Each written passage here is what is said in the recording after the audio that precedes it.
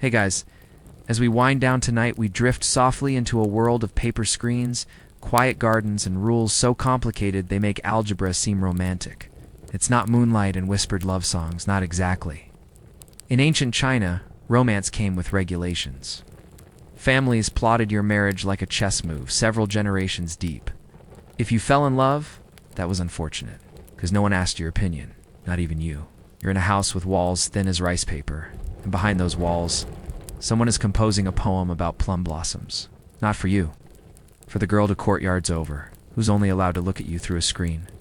Literally, you nod politely. She pretends not to see. This is courtship. Welcome. Tonight, we're going to explore love, the kind where matchmakers carry abacuses. Your parents negotiate like diplomats. And the most passionate thing you might receive is a metaphor about bamboo. So before you settle in, feel free to give the video a like and hit subscribe if you're truly enjoying the journey. You can also leave a comment. Let me know where you're listening from and what time it is there. It's always a small wonder to see people tuning in from so many corners of the world. Now, dim the lights, maybe turn on a fan for that gentle hum in the background, and together, let's ease into tonight's story. Love in ancient China wasn't a spontaneous affair. It wasn't sparks flying across a crowded tea house or impromptu serenades beneath a window. It was a ritual, written in ink, sealed with ancestry, and signed by people you might never meet again. In this gentle journey, we'll quietly follow the four corners of Confucian affection. From the dangers of falling in love with the wrong person, to the legend of a string tied by fate, to poetry that hid more than it revealed, and weddings where the vows were whispered only through porcelain teacups. And you might just fall asleep before anyone says, "I love you," but that's okay.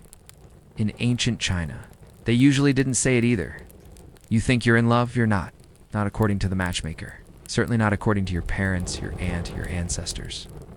Or the local tea merchant who once saw the girl as family scolding a servant too harshly, and now has opinions. You spotted her once at a festival, behind a screen, under an umbrella, beside 7 chaperones. Her sleeve moved. That was it. You've replayed it ever since, like a broken zither string humming in your brain. Her sleeve moved, but your matchmaker does not care. Her abacus does not register sleeves. It registers dowries, lineage charts, and birth dates that must align according to a lunar calendar so complex. It may have been devised by bored immortals with nothing better to do. You're told the girl is inappropriate, not because she insulted anyone, not because she failed to embroider a crane on a pillowcase properly, but because her great-grandfather once lost a lawsuit involving a water buffalo, and that kind of stain clings like boiled soy sauce on silk. So instead, you're introduced to another girl. She is quiet. Her posture is flawless. Her family has more silk bolts than emotional warmth. You smile politely. She does too. You both pretend this is not the first day of a 60-year contract negotiated by strangers with impeccable penmanship. The matchmaker beams. Another spreadsheet success. You want to object? You want to say that your heart leaps for the girl with the animated sleeve? But no one asks what your heart thinks. Your heart does not pay taxes. Your heart is not legally recognized. The wedding is scheduled. It's on an auspicious day chosen by someone who only met you once. When you were 5 and screaming at a goose, expectations? You thought marriage might involve affection? Reality? It involves exchanging 8 formal gifts, memorizing ritual bow sequences, and not looking too happy, lest people suspect impropriety. The matchmaker insists she has done you a favor. Better to marry wisely, she says, than to love unwisely. You want to argue, but you are already being measured for your ceremonial robes. Later, you will write a poem about love lost to bureaucracy. It will be beautiful. No one will read it. If your wedding day arrives, you wear red. You bow in for directions. Sip tea in silence, while older relatives appraise your kneeling form like art that might depreciate. The matchmaker watches from the corner, eyes glittering like a cat that just arranged 2 birds into the same cage. You feel a hand brush yours under the table.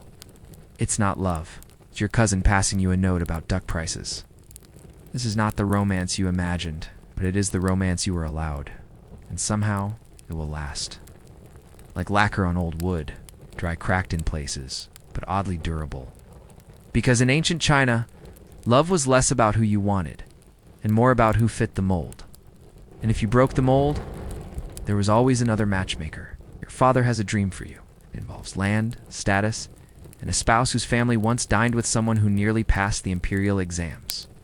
It does not involve your feelings. Your feelings are like loose roof tiles, occasionally loud, mostly ignored, and inconvenient during typhoon season. You're told calmly that love is a Western sickness.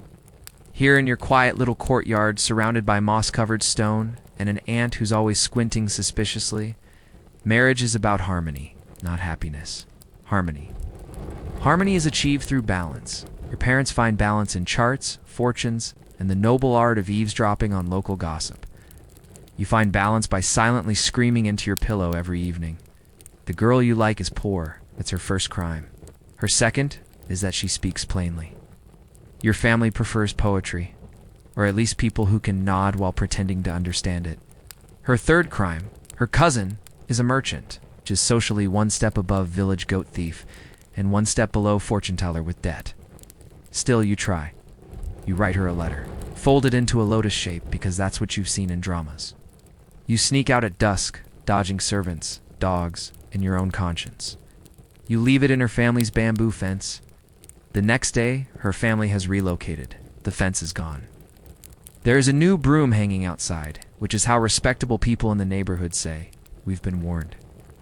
Your father doesn't speak to you for 3 days. Your mother sighs like a widow in a theater play every time you enter the room. You are now the problem child. So, you fold. Not because you want to, but because filial piety is not a request. It's a duty with hairpins. The wedding moves forward. You bow to your ancestors, your parents, and your new spouse. Your bride keeps her eyes lowered. She smells faintly of expensive tea and quiet disappointment. Everyone says you are lucky. They say it again and again and again, until the word lucky starts to sound like a warning. You watch your friends marry strangers who match their parents' ambitions. You listen to the scholar next door recite love poems to a potted plant because the woman he loved was sent to a nunnery. You drink tea that tastes of nothing. You smile on cue. Later, in your marriage bed, you both lie there like folded scrolls. Silent, rolled up. It's not unhappy, but not quite alive either. And still, your father smiles. Because to him, you have done it right. You've upheld the family's face. You've married into upward potential. And you haven't publicly embarrassed anyone. That's the dream, and now it's yours. Even if you never wanted it, especially then. You almost had a chance. She liked poetry. You liked gardens. You shared a smile once across a plum orchard, while your siblings debated bean prices. It wasn't much. But in ancient China, that's practically a proposal. Unfortunately, the stars hate you. Your birth dates, when compared by the temple astrologer, produce something called double fire conflict, which sounds thrilling, except it apparently means mutual destruction and persistent lower back pain. Your mother clutches her prayer beads. Your aunt gasps like she's auditioning for a ghost opera. Your father says nothing, which is worse. He just slowly folds the matchmaking chart and places it behind a scroll about filial betrayal. You are told in hushed tones that the union would dishonor your household gods, encourage drought, and possibly cause your cousin to sneeze himself into an early grave. You ask if the astrologer can check again. He does. And now it's fire clashes with wood. Even worse. Because apparently now you're the fire, and she's the tree, and you'll metaphorically burn her alive with your presence. Which feels a bit extreme given all you've done is share a plate of dried plums.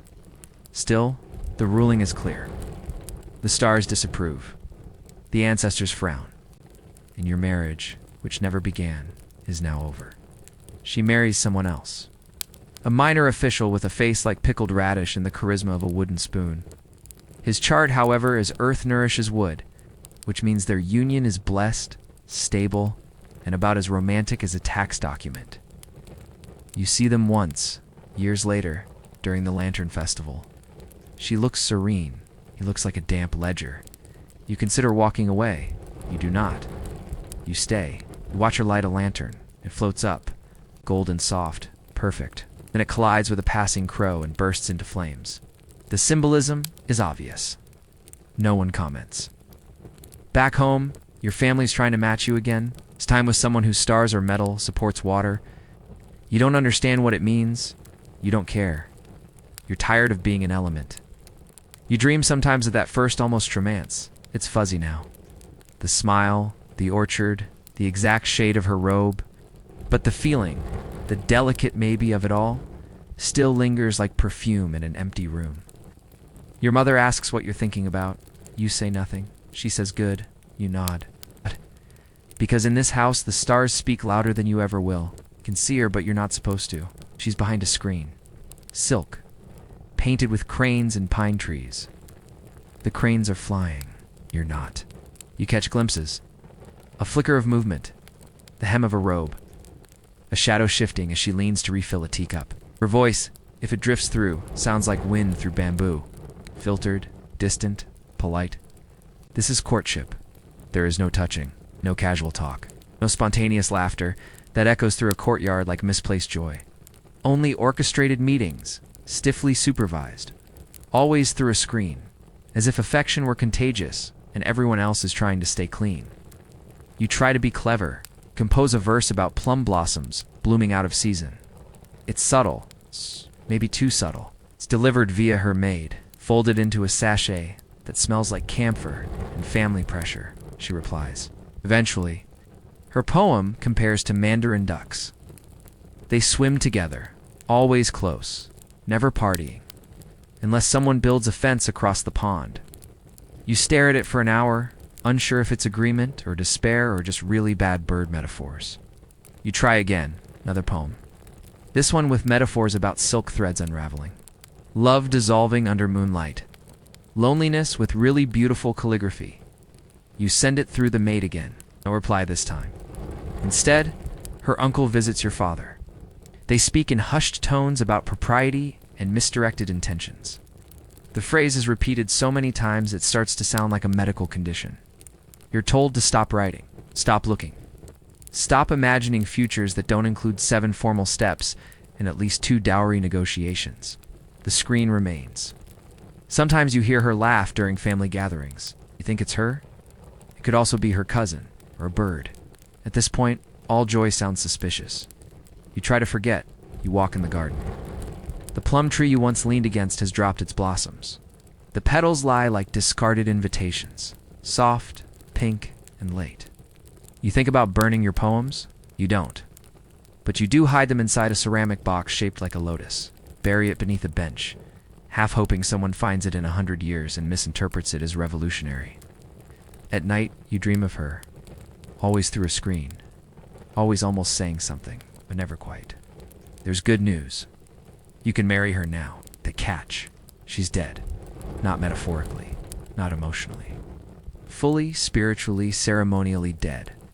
It happens more often than you'd think. In a world so bound by family ties that even death cut, untangle the betrothal threads. A girl dies before the wedding, or maybe just after the engagement. But the arrangements were made, gifts exchanged, fortunes aligned. And now her spirit lingers, socially, romantically, inconveniently. Your family, understandably, doesn't want the embarrassment of canceling. Her family, equally respectfully, would like you to keep your promise. So you do. You marry a wooden tablet. It bears her name, her birth date, and a red ribbon. It's placed where a bride would normally kneel. You bow to it. You pour tea for it. Someone claps twice and says the ancestors are pleased. You are not asked. The ceremony proceeds. No veil. No shy smile. Just incense, paperwork, and a polite discussion about whether you're still expected to pay the full dowry, given the bride is now technically incorporeal. Afterward, you go home, alone. The room is decorated as though joy itself survived. Lanterns swing in the breeze. Paper cranes hang from the rafters. Your bed is untouched. You sleep beside an empty space where grief used to sit and now simply watches. Your friends offer consolation. They say it's honorable. They say you've done the right thing. One says, "At least now you'll never argue with your wife." You don't laugh, because here's the thing. You did love her. It's not a grand sweeping romance, but something gentler. The way she paused before answering. The way her eyes flicked sideways when nervous. The way her silence wasn't passive, just full of careful thought. Now she's gone, and yet you're married. You are technically a husband. You are expected to honor her memory, visit her shrine, and never remarry unless both families approve, which they won't. Because a ghost bride, once installed, casts a long shadow.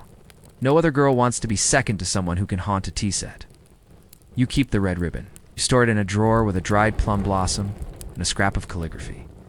You avoid the topic when elders ask if you're lonely. You say no. You have duty. That is enough. Some nights, you sit by the shrine, cup of tea in hand, and speak aloud to no one.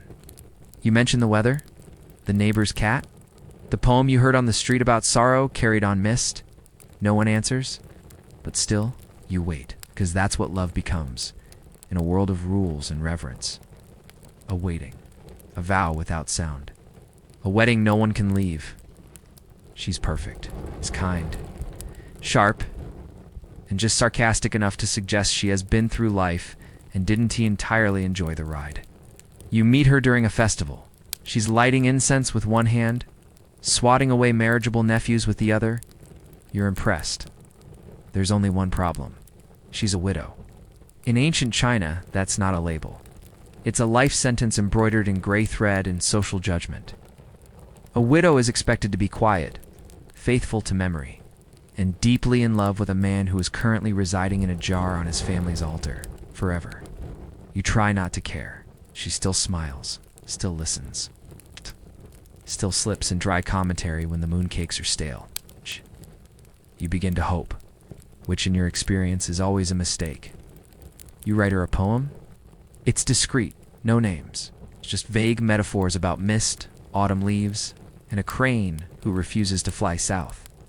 You hear nothing for weeks, then a reply. She returns your poem, rewritten as an essay on virtue. The margins, she has corrected your character strokes, politely, with notes, you understand. The answer is no, but written beautifully. Later, her mother-in-law visits yours. There is much bowing, much tea, much unspoken warning that if anything improper happens, the widow will be relocated to a nunnery faster than you can say rebirth through regret. You see her once more in the market. She's buying tofu and pretending not to notice you. You nod. She does not. The tofu vendor raises an eyebrow and pretends to drop a coin, because even minor scandal sells vegetables. You try to forget. You do not succeed. The rules are clear. A virtuous widow does not remarry. She devotes herself to the memory of her late husband, who, by all reports, was a man of modest ambition and excellent posture. Meanwhile, are very much alive, which makes you suspicious. Your aunt tells you to stop dreaming. She says widowhood is sacred, and besides, there are plenty of unmarried girls who haven't yet tasted tragedy. You nod. You do not listen. Because she was the first person who laughed without lowering her eyes. You write one last poem. You do not send it. Instead, you burn it beside the river, where the paper curls like a sigh, and the ashes drift downstream like things better not remembered. Somewhere. A crane lifts off. Probably coincidental. You walk away. Ow. And behind you, a woman who might have loved again turns back to her tofu. It wasn't supposed to happen. You were just watching a play. You were just admiring the costumes, the poetry, the sheer tragic thrill of watching a fictional scholar die of heartbreak in a conveniently scenic way. And then she stepped onto the stage. Her voice was like lacquer poured over old wood, smooth, rich, and definitely hiding splinters. She moved like someone born to tragedy. Forgot the plot, the props, and your seat cushion woven from disappointment. Forgot everything except her. You went back. 4 times. Maybe 5. You learned the schedule. Pretended it was for cultural enrichment. Even your uncle was impressed by your sudden passion for folk drama. He did not ask questions. That was his mistake. You wrote her a poem? Of course you did. Everyone does. She's a stage actress. And not just any actress. A professional, which in ancient China also means someone who has already been judged by society and found permanently unsuitable. Actresses aren't wives. They're entertainment. They live in a cloud of incense, makeup, scandal, and artistic merit no one's allowed to respect publicly. Fall for her, and you're not being romantic. You're being reckless. Still, you try. You leave a note backstage. Folded with care, a metaphor about red sleeves and burning plum trees. Subtle, poetic, only slightly embarrassing. She replies, "One line, but you dream beautifully. But please don't wake up." You reread it 13 times. You're not sure if it's rejection or performance. You decide it's both. Your family finds out. They do not yell. They sigh, a long-practiced sigh, passed down through generations. Your mother takes out the family fan, the one embroidered with disappointment. Your father avoids your eyes for a full moon cycle. You are reminded, gently but firmly, that actresses are technically registered under a category called the 4 despised professions. Alongside butchers, gravediggers, and people who write tax documents in cursive, you go to the temple, you burn incense. You pretend it's not for her. Later, you hear she's been sent to another city, the troupe dissolved. Something about local officials and unpaid performances. You imagine her stepping off a boat, eyes sharp, laughter tired, new poems blooming under her tongue. You miss her. Not the idea. The presence. The spark of someone who made tragedy feel less staged. But she's gone. You marry someone proper, respectable, silent. She folds napkins with precision. Sometimes in the middle of family dinners, your mind drifts. You remember red sleeves. You remember a stage lit by lanterns and a voice that made you believe in doomed things. You chew your rice. You nod on cue. You are safe now. In ancient China is not the same as happy. You try writing again, because clearly the problem last time was your metaphors. So this time you edit. You revise. You remove the part about geese pining for each other across lakes, and instead focus on pine trees. Stable, enduring, unlikely to honk. You write neatly, on rice paper so thin it practically apologizes for existing. Your brushstrokes are precise. You spray the letter with plum blossom water. You fold it delicately and bribe your cousin's friend, S, Sister S, maid to deliver it. It reaches her. And then somehow, it reaches her father. He doesn't read the poem. He doesn't need to. The seal is yours. The paper is yours. The intent is obvious. And now you've committed the social equivalent of setting fire to your own name. Her father visits your family. There is no shouting, only silence so sharp it leaves splinters. Your father listens, nods once, then turns to you and says, "You will be visiting your uncle in the countryside, indefinitely." You protest. Softly. Because raising your voice here is like hurling a cup of tea at an avalanche. Satisfying but unproductive. Packed that night. The journey is long. Your uncle lives somewhere that's technically still civilization, but feels like the end of a forgotten map. There are ducks, frogs, and a smell that might be honor, but is probably mildew. You are put to work. Chopping firewood, feeding chickens, and reflecting deeply on Confucian values while being chased by geese. You sleep on a mat that crunches.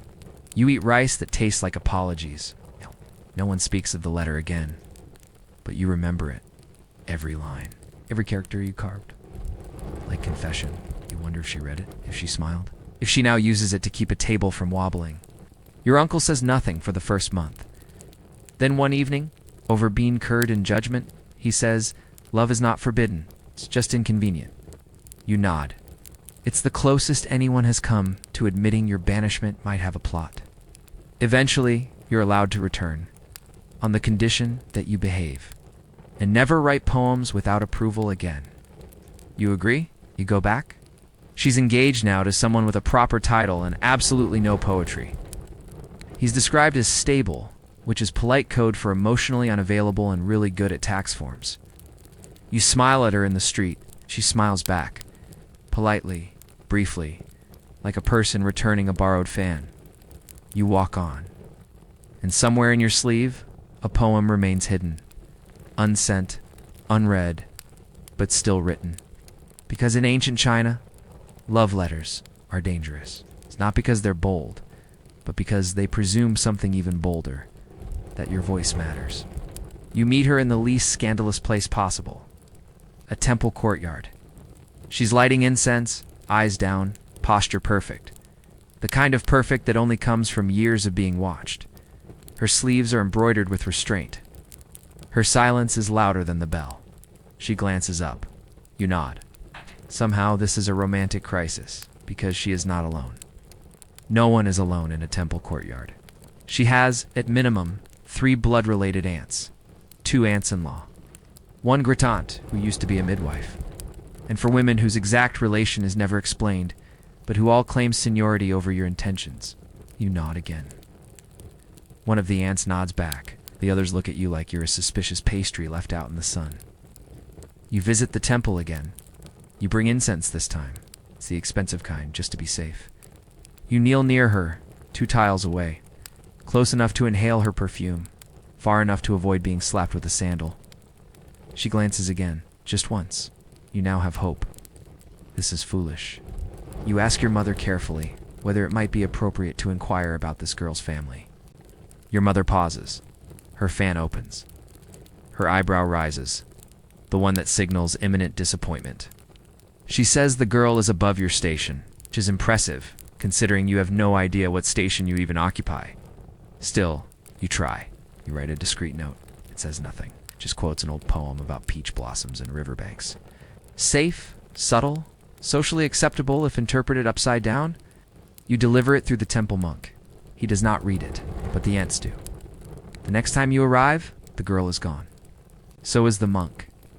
The courtyard is filled with unusually judgmental pigeons. You hear she's been taken to another shrine for education. This is polite code for relocated until the rumors stop breathing. You have now officially been categorized as a concern. Your father sighs. Your uncle laughs. Your grandmother shakes her head and mutters about romance being a northern invention. You don't argue. You return to the temple once more. You kneel where she did. You light incense. You imagine her beside you, sleeves brushing the air like regret stitched into silk. You stay until the ashes fall silent. Then you leave. The ants never do. You didn't mean to wait this long. But time in ancient China moves the way tea cools. Slowly, subtly, and then all at once. We thought you were being wise, letting your feelings settle like sediment in a clay teacup. You told yourself that if it was meant to be, it would still be there. Waiting, waving gently like a willow branch in a polite breeze. Now, she's married. Not dramatically. Not tragically. Just efficiently. Her family arranged it. The groom was available. The calendar was favorable. The matchmaker was persuasive. You weren't consulted. No one even remembered you were still hoping. You'd hear about it through your cousin's friend's barber. The news arrives between a discussion about bean prices and an unusually shaped turnip. You nod. You say, "Ah." You keep nodding for 3 more seconds than necessary. Later, you find one of her old poems, folded neatly, tucked into a scroll you forgot to finish. The paper smells faintly of dried plum and ink long faded. Again. And again. You pretend the last line isn't directed at you. Love, unspoken, walks backwards into silence. You sit in the garden. The plum tree is blooming again. You once thought that was romantic. Now it just feels like a bad joke with excellent timing. You tell yourself you'll move on. That there are other possibilities, other poems, other people whose sleeves flutter when they turn. None of them are her. And the worst part, no one else remembers. To them, she was just another marriage contract. Another daughter properly placed. Another smile recorded in a ledger and checked off before the ink dried. But for you, she was ... different. She was the maybe, and now she's history. You fold the poem back. Carefully. You place it inside a small wooden box. You had nothing else. Just one memory, perfectly preserved, like a pressed flower between the pages of a book no one will finish. Your aunt asks if you're still unmarried because you're choosy. You smile. You say nothing. Because in ancient China, silence is sometimes the most polite way to admit your heart never adjusted. You don't see it, but it's there. A thread. Red. Thin as a hair plucked from a scholar's brush, and just as stubborn. It stretches from your ankle, not your heart, not your hand, but your ankle. Which feels oddly humiliating, like fate couldn't be bothered to aim higher. They say the thread ties you to your destined partner. Someone, somewhere, across villages, rivers, dynasties, someone you haven't met, or have met, but didn't notice. Or did notice, but only because they stepped on your foot at a festival and didn't apologize. That's love, apparently. You imagine the thread sometimes? You imagine it snagging on trees, dragging through mud, knotted around awkward encounters. You imagine your soulmate tangled in their end, possibly married to the wrong person, occasionally sneezing when you're thinking of pickles, because the thread is invisible. And fate, as it turns out, is not especially punctual. You ask the local storyteller about it. He nods wisely and tells you of the old man in the moon who ties the threads at birth. He uses a book, a needle, and what you strongly suspect is celestial embroidery floss. He is blind, of course, because even in heaven, assigning love is done with a hopeful shrug. The story comforts you, briefly, until you remember that your current romantic experiences involve burned letters, temple relocations, and women who pretend not to know you in markets. You begin to wonder, what if your thread got cut, or tied to the wrong person, or left in a laundry basket? You once had a dream in it. You followed the thread through mountains and mist, through crowded streets and silent houses. It led to a well. Not a person, just a well. You stared into it for what felt like a week. Then you woke up with your blanket wrapped tightly around your ankle. Coincidence, of course. Still, you keep noticing your ankle more. You look for signs. Maybe a tug, a flicker, a sudden ache. Nothing. Only the usual sensation of wearing socks made of old hemp and disappointment. Your cousin says they've found their red string match. She's beautiful, kind, and her family owns 5 ducks. He seems happy. You want to be supportive? But deep down, you suspect his string got tangled and just gave up. You visit the temple. You light a candle for the old man in the moon. You whisper, "Please get it right." The wind blows. A paper lantern swings. You step on your own robe and almost fall. Which feels about right. Because in ancient China, love is written in invisible ink, knotted around your ankle, and governed by a man who does celestial crafts without supervision. And you just keep walking, hoping the thread holds. It begins, as most fated love stories do, with a deeply awkward prophecy. You are 9 years old. Your hair is a mess. Your knees are bruised. You believe love is when your cousin gives you the last dumpling without spitting on it first. Then, one evening, the village matchmaker visits. She squints at your face, sighs dramatically, and says, "The thread is tied." You assume she means your shoelace. She points across the courtyard to a baby. You blink. She drools. This is your future wife, apparently. Congratulations. You do not feel romantic. You feel confused, and also mildly hungry. But the matchmaker insists. The red string is already drawn, looped, fastened somewhere in the sky like a celestial error no one wants to admit to. Your mother is thrilled. Your father nods with quiet economic relief. The baby's parents exchange polite smiles and loud calculations. You, meanwhile, begin mentally preparing for a 10-year engagement with someone who just tried to eat her own foot. The waiting is long. You grow taller. She learns to walk. You recite poems about spring. She eats paste.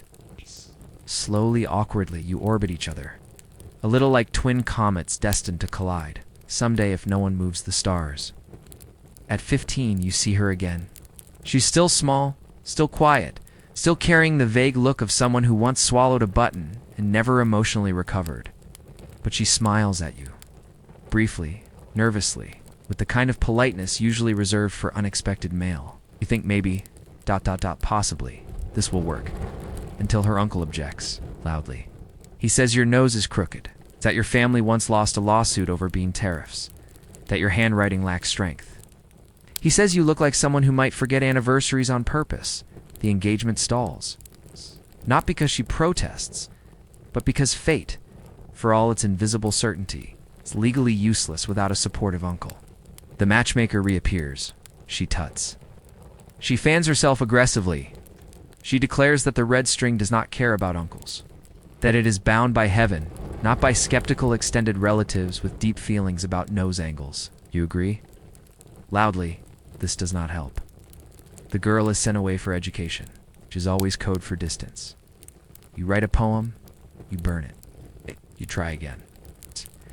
You keep it. Eventually she returns. She is older now. So are you. Your nose is still slightly off-center, but she no longer seems to mind. Or she's just too polite to say your families agree. The wedding is set. You kneel. You bow. You sip tea. She does not say she remembers the first time she met you, back when she was mostly drool and potential. Do you think she might? You reach for her hand under the wedding table. She lets you. The thread, it seems, waited too. You always pictured your soulmate as poetic, not necessarily a musician. but someone who at least knew how to quote something about moonlight without sounding like a weather forecast. Someone who understood metaphor. Someone who could hold a brush. Without making the ink feel insulted, instead, fate delivers. A rice merchant, not even the head of the shop. The third son, the one who smells permanently of burlap and mild exasperation. You meet him when you trip over a cart of sticky rice. You apologize, he nods. That's it. That's the moment. Later, the matchmaker tells you that was the string tightening, twanging softly like fate tuning itself with a wince. You try to be open-minded. He's polite. He counts quickly. He has never once quoted poetry, but he does know how to calculate. Grain tax by hand, which is apparently very attractive to fathers. Your aunt says it's a good match. Your grandmother approves because his family once donated to a temple, which is the equivalent of emotional compatibility in her worldview. You, however, remain skeptical. Then comes the day he brings you a gift, a bag of rice, just rice. Ash! Nothing. Carved, no flowers tucked inside, no hidden note. But it's your favorite variety, long grain, light scent. The kind your mother used to cook when times were better and cabbage wasn't involved. You look at him, he shrugs, says you mentioned. It once, that's all. But it shifts something. Not because it's dramatic, but because it is. Showing up quietly, dependably, like an unpaid debt or morning mist. He walks beside you during festivals, always exactly half a step behind. He doesn't talk much, but he listens like it's a profession. Once, you ask him what he thinks about fate, he considers it, then says, I think it's just time and stubborn people. You laugh. You weren't supposed to, but you do. And now, you wonder maybe this is what the red thread feels like. Not lightning, not poetry, but a bag of rice that shows up warm, exactly when you needed it. You marry him, it rains during the ceremony, the paper lanterns sag. A child sneezes loudly during the bowing. You think it's perfect, because love, turns out, doesn't always announce itself with plum blossoms and celestial embroidery. Sometimes it just hands you rice, still warm, and that's enough. Asterisk, asterisk you. Meet her at a wedding, not yours, not hers. Someone else's. A cousin's, maybe. Or a neighbor who used to borrow your inkstone and never returned it. The kind of wedding with too many aunts, too little food, and one duck that refuses to behave. She's pouring tea. You're standing near the plum wine, pretending not to feel deeply underdressed. Your eyes meet. Nothing dramatic, no thunder. No blossoms fall. Just a glance, brief, weighted, inexplicably familiar. You talk. She's clever. Her jokes arrive softly, folded into compliments. She says she once mistook a scholar for a beggar because he quoted Confucius while wearing cabbage stains. You laugh. Not because the joke is brilliant, but because it's been so long since someone noticed the same absurd things you do. Feel something. A tug. Not of the heart. Of the ankle. It's subtle. Faint. Like someone tied a string around your leg and started pulling slowly. From another province, you don't say anything? Neither does she. You talk of tea ducks and why children always seem to cry harder when near silk robes. Later, you'll ask the host about her. They hesitate, then say, oh, that's Madame Lou. Madam, your stomach performs a small, polite collapse. She's married, respectably, comfortably, to a silk merchant, with excellent posture and no detectable humor. The kind of man who folds his sleeves with purpose and never steps in puddles. You nod. You say, ah. Then you spend the rest of the night, avoiding every room she's in. It doesn't help. You catch sight of her once more in the courtyard. Watching the lanterns lift, she doesn't see you, or pretends not to. The wind lifts her sleeve. You almost wave. Almost instead, you return home. You drink tea that tastes like everything you didn't say. That night, you dream of red thread twisted, delayed, looped around wedding bells and ducks. You wake up tangled in your own blanket. Ankle aching, in another life perhaps. In this, one, fate arrived too late, and with it, politeness. You burn the thought before it becomes a memory. You marry someone else. A good match. A stable arrangement. Your ankle still tugs sometimes faintly, like a string stretched across silence. But you never follow it, because in ancient China, love is many things, but late love is the most forbidden. Asterisk, asterisk, you've had enough. You tell yourself you're done with fate, threads, ankle metaphors, in vague dreams where someone almost smiles at you before turning into fog. So you try to cut the thread, not literally. You don't grab a knife and swing wildly at your ankle. That would be dramatic, and also very hard to explain to your neighbors. Instead, you make a choice. You agree to an arranged marriage with someone thoroughly reasonable.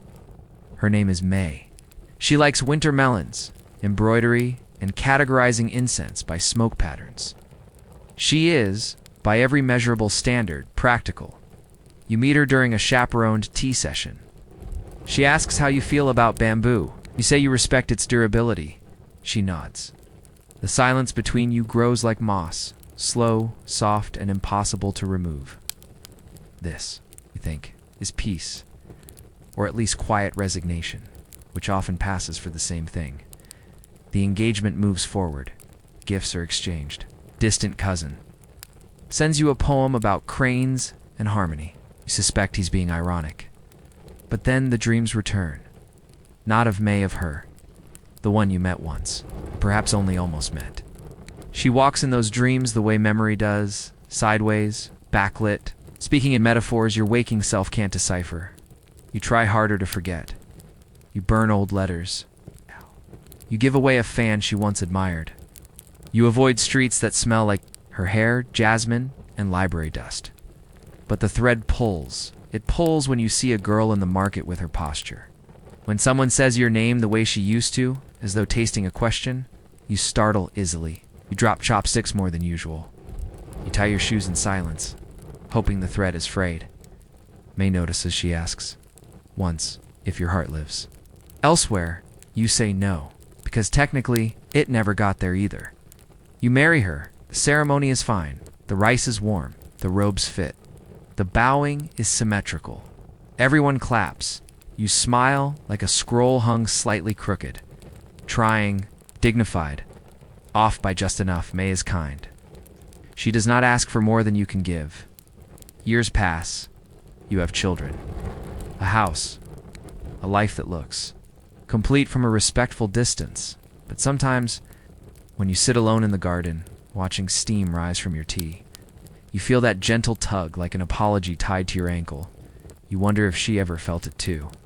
Then your son calls your name, and the moment breaks, you return to your duties.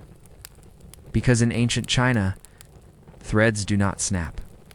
They tangle, and you learn to walk with the knot. Asterisk. Asterisk, you don't believe in matchmakers anymore.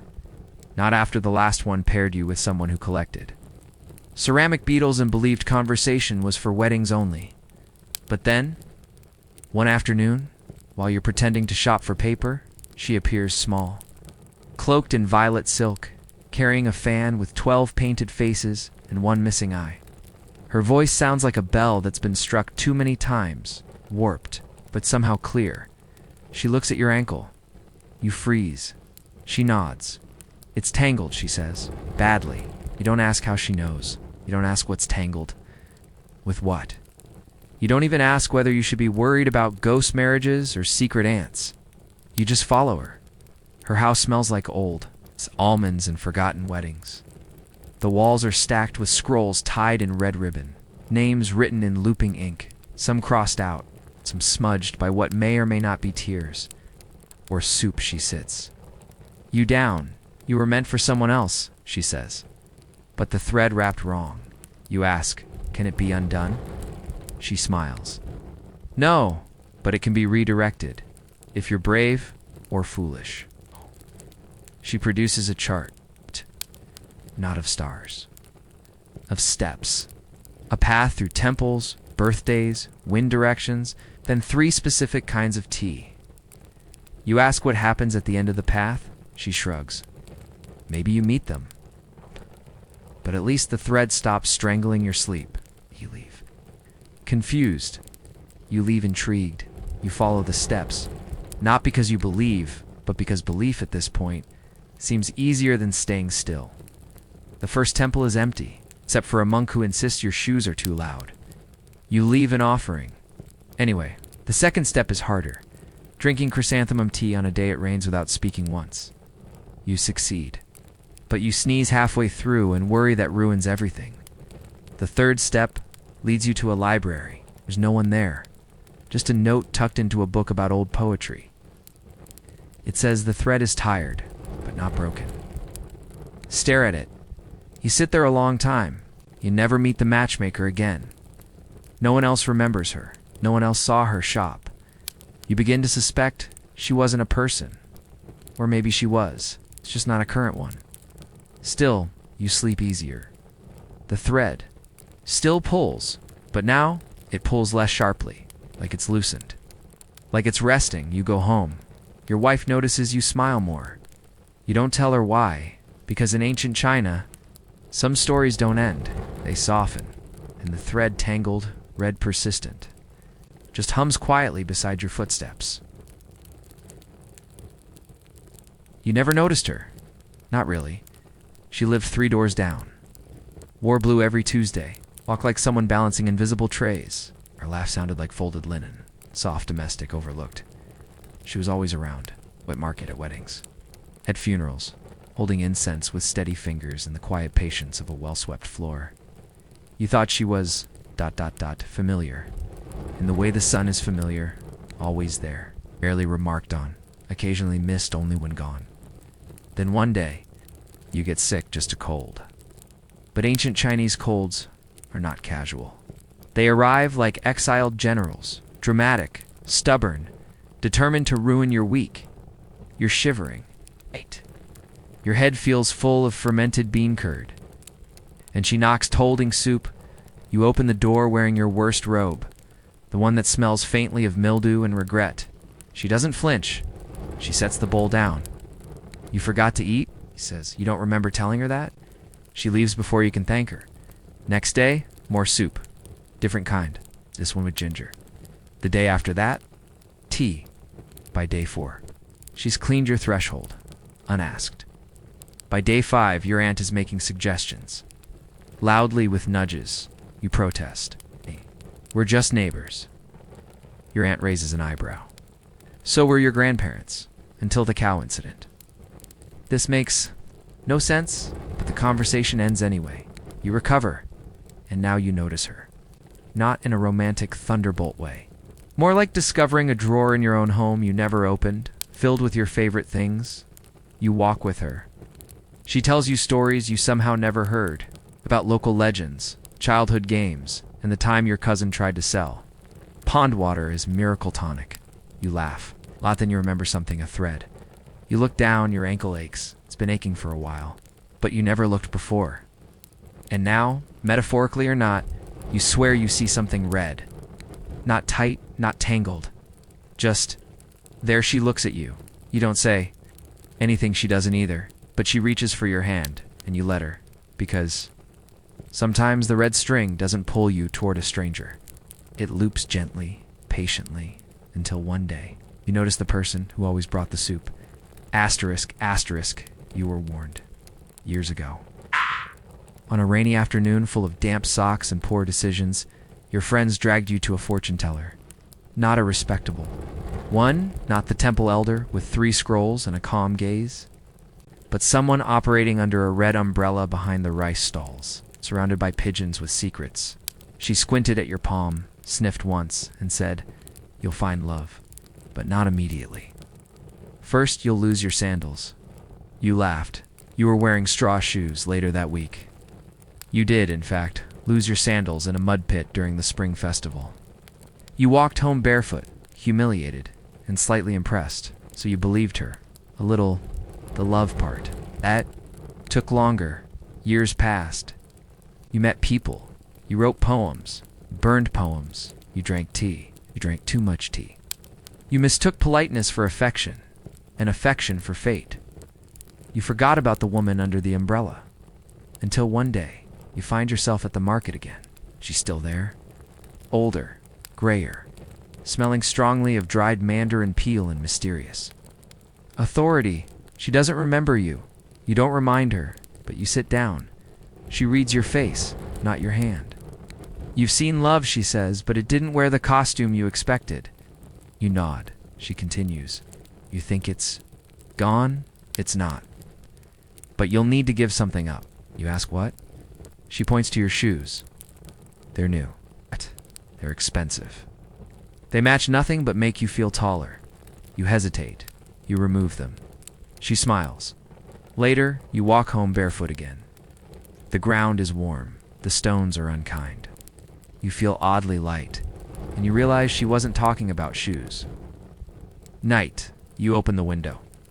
The wind smells like ginger and ink. You think about her, the one who left, the one who stayed, the one who smiled at you from behind a market stall without knowing she'd already changed your life. You laugh. You don't need answers, because love in ancient China doesn't always arrive with certainty. It arrives with clues and mud, the scent of citrus that lingers longer than expected. And sometimes, losing your shoes twice is just the universe tapping your ankle and saying, still watching. Asterisk, asterisk, asterisk. There's a box beneath your bed. Small, lacquered, with hinges that creak like old knees. Inside, paper, letters, dozens, maybe more. None of them sent. All of them meant. You started writing them years ago, not to anyone specific at first. Just the vague shape of someone who might someday read them. Someone who would understand that when you described rain tapping like drumsticks on hollow bamboo, you weren't just talking about the weather.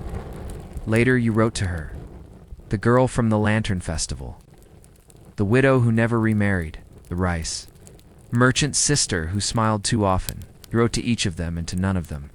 Each letter starts the same, if the thread still holds. And then follows whatever your ankle ached about that week. Some letters are angry. Some are full of longing. One is just a detailed review of a particularly untrustworthy tofu vendor. They're uneven, rambling, honest. Too honest to send. But you keep writing, because speaking aloud is hard, risky, permanent. But ink can hesitate. Paper can fold. And the box does not judge. One day your niece finds it. She's small, curious, sticky from candy. She opens the box, pulls out a letter, and starts reading. You panic. You grab it back, mumble something about adult metaphors, and put the box away higher this time. She looks at you. You write to a ghost? She asks, serious. You pause, then say, sort of. She nods. Accepts this. Children understand. Ghosts better than adults do? You forget the box for a while. Then, during cleaning season, you find it again. You open it. You expect nostalgia. What you get is recognition. Some of those letters aren't about her at all. They're about you, who you were, who you tried to be, but you still are. It's beneath the layers of polite nodding and acceptable tea choices. You read one, it ends with, if you ever find this, I hope you're warm. You aren't sure who you meant it for, but the truth still fits. You don't burn the letters. You don't send them either. You wrap them tighter. Put them back and think maybe the red thread isn't just about finding someone. Maybe it's about being found by yourself, slowly, gently. Through words only the quiet parts of you were brave enough to say, asterisk, asterisk, you never met them. Not in the way stories promise. No moonlit reunion, no final bow across a tea table, no thunderclap moment where the thread tightens and the clouds politely clear. But they changed you, and not all at once. Slowly, like ink soaking into fabric. You didn't even notice at first, but one day you looked in the mirror and saw someone who speaks more softly, who listens longer, who folds sleeves with more care than necessary. That's what love does. Even when it never quite shows up on time. You remember the early days thinking love would announce itself like a parade? That there'd be fireworks, declarations, rice cakes, shaped like hearts. Instead, there was quiet, missed chances, glances that didn't hold. And people who passed through your life like poetry, you weren't fluent enough to understand yet. You wonder, sometimes, if they ever looked for you, if their ankle ever ached, if they ever paused in a market, thinking just for a moment that something was missing between the fishmonger and the pickled radish cart. But wondering doesn't help, so you walk not forward, not backward, just steadily. The thread is still there. You feel it. Not pulling, not tugging, just humming faintly, like a melody half forgotten, but too familiar to discard. One morning, you'll find a fallen leaf in your courtyard, red curled, nearly weightless. You pick it up, turn it over, and laugh. Because for a split second, you thought it was a message. You almost checked the back for calligraphy. You keep the leaf anyway. Later, you tuck it into a scroll, not because it means anything, but because maybe it does. You no longer expect love to arrive, but you greet the world as if it might. You tie your shoes gently. You pour your tea slowly. You write letters in your head you never intend to send. And still they come full of metaphors. About strings and silk and the quiet ache that only grows when tended to properly. And when someone asks if you ever found your soulmate, you say, maybe. Then offer them tea. Because in ancient China, not all love stories end in union. Some end in transformation. And some don't end at all. You're in love? Well, you think you are. It's hard to be sure when you've never spoken to her, never touched her hand, never seen more than the silhouette of her left shoulder behind a curtain painted with peonies. Still, you're confident. Because she replied to your poem, that's courtship. In your world, it started with a single line inked on mulberry paper, folded neatly, and delivered through a maid who looked like she hadn't had a full night's sleep since the last dynasty. You wrote about spring rain and longing. It wasn't subtle. It's nothing involving rain and longing ever is. A week passed, then a reply. 5 lines. Brushstrokes so delicate, they looked like they might float off the page. She mentioned plum blossoms. She mentioned the moon. She hinted at regret. You immediately read it 17 times and decided it meant she was open to negotiation. You responded. Of course you did. You added a metaphor about rivers. Specifically, rivers that know their path even if blocked by rocks. You worried it was too much? You added a side note about ducks, just in case. She responded again. This time, it included a pressed flower that nearly killed you. The next time you saw her, or saw the vague suggestion of her, she dropped her fan. Just outside the curtain, you retrieved it. You didn't dare look up. She didn't say thank you, but you both knew. Her fan smelled like sandalwood and courage. This goes on for weeks. Ink flowers carefully, spaced metaphors. You debate brush types. You practice characters. Until your fingers blister. You begin associating certain words with her breath, her absence, her pauses between metaphors. You have still never spoken. Your cousin mocks you, says love without conversation is like soup without broth. You say nothing, 'cause your cousin. Once confessed to a goose by accident and has no authority in these matters. Eventually, her maid delivers a folded poem and whispers, "You're being watched." You nearly faint, but you also feel victorious, because in ancient China, romance does not explode, drips, slowly, like tea from a hairline crack in porcelain. Quiet, unstoppable, beautiful. If you're patient, and you're nothing if not, patient, asterisk, asterisk, asterisk at first. You thought it was mutual. Two aspiring poets exchanging metaphors like shy glances. Back and forth of equal effort, equal yearning. A balance, maybe even fate. Then she sent the poem about the lotus. It was short. 12 characters. But it knocked the air out of your lungs and replaced it with something that smelled like ink. Pond water and humility. You read it 6 times, then pretended not to be devastated. You told yourself maybe it only sounded profound because she used an unusual character for stillness.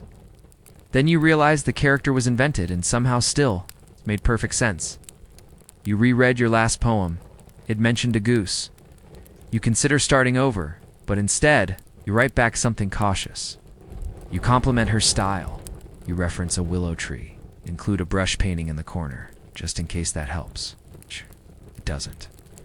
Her reply includes a single line, a metaphor about shadows passing over silk that ruins your entire evening. You suspect she's toying with you.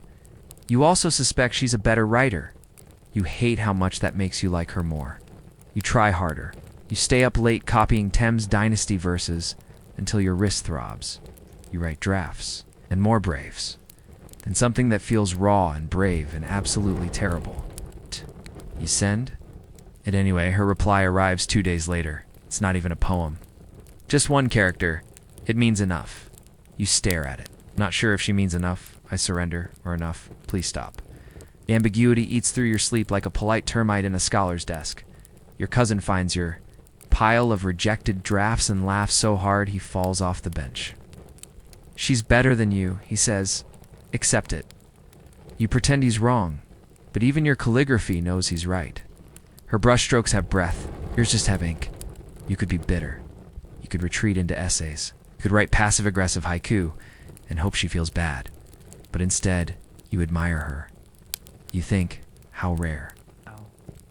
In a world of arranged silences, in curt nods, to find someone who says more in a metaphor than others do in a monologue, you keep writing, not to compete, not even to impress.